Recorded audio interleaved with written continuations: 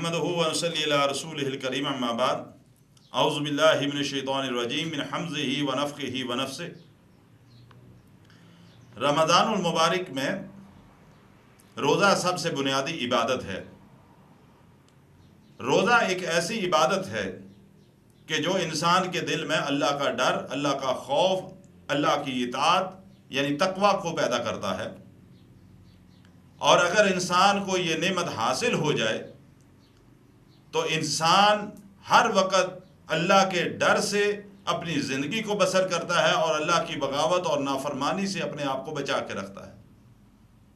रोज़ा एक ऐसी इबादत है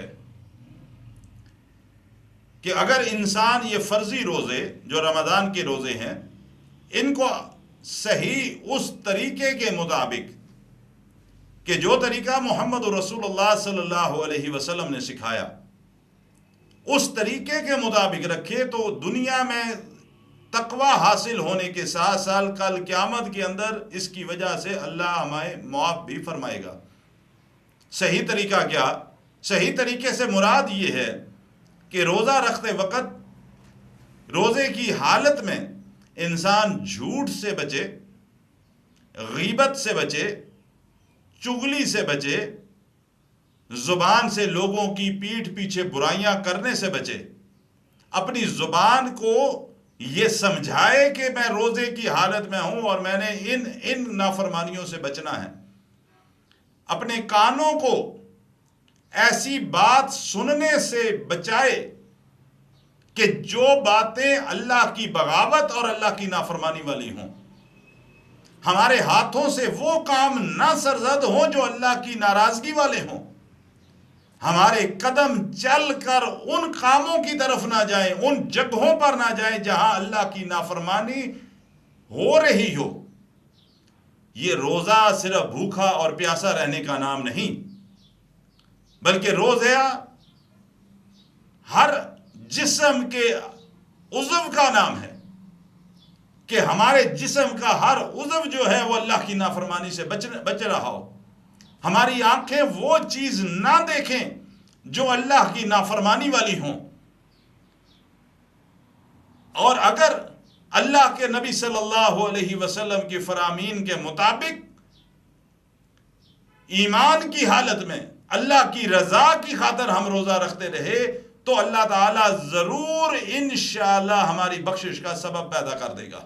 और ये रोजा इमामुल अंबिया मोहम्मद रसूलुल्लाह सल्लल्लाहु अलैहि वसल्लम फरमाते हैं कल क़यामत के दिन अगर अल्लाह की तरफ से सवाल और जवाब में कोई परेशानी आ जाती है, कोई गलती सामने आती है, तो ये रोजा कल अल्लाह से सिफारिश करेगा कि अल्लाह ये तेरा बंदा या तेरी बंदी, इसके पास तेरी नाफरमानी के सारे के सारे लवाजमात मौजूद थे, सारी सहूलियात मौजूद थी, सारे असबाब मौजूद थे, इसके पास खाने पीने के सारी चीजें मौजूद थी, हर किस्म की खुराक मौजूद थी। अल्लाह लेकिन तेरा हुक्म मानते हुए इसने अपने आप को उन सारी चीजों से रोके रखा क्योंकि अल्लाह ये रोजे की हालत में था। अल्लाह मैं रोजा तुझसे सिफारिश करता हूं, अल्लाह इसके गुनाहों को माफ कर दे और इसकी बख्शिश फरमा। इमामुल अंबिया जनाब मोहम्मद रसूलुल्लाह सल्लल्लाहु अलैहि वसल्लम फरमाते हैं कि अल्लाह सुब्हानहू व तआला रोजे की सिफारिश को कबूल फरमाएंगे और अपने बंदे को माफ कर देंगे, उसके गुनाहों को माफ फरमा देंगे। लेकिन रोजा वो रोजा जो हम अल्लाह के हुक्म के मुताबिक रखते हैं, मोहम्मद रसूलुल्लाह सल्लल्लाहु अलैहि वसल्लम के फरामीन के मुताबिक रखते हैं, जिन चीजों से अल्लाह और उसका रसूल हमें रोकता है हम उससे रुके रहते हैं और जो काम करने का हुक्म देता है हम वो करते चले जाते हैं। उसके मुताबिक अगर रोजा रखेंगे तो इंशाअल्लाह ये रोजे की सिफारिश अल्लाह कबूल फरमाएगा और हमारी बख्शिश का अल्लाह सबब पैदा फरमाएंगे।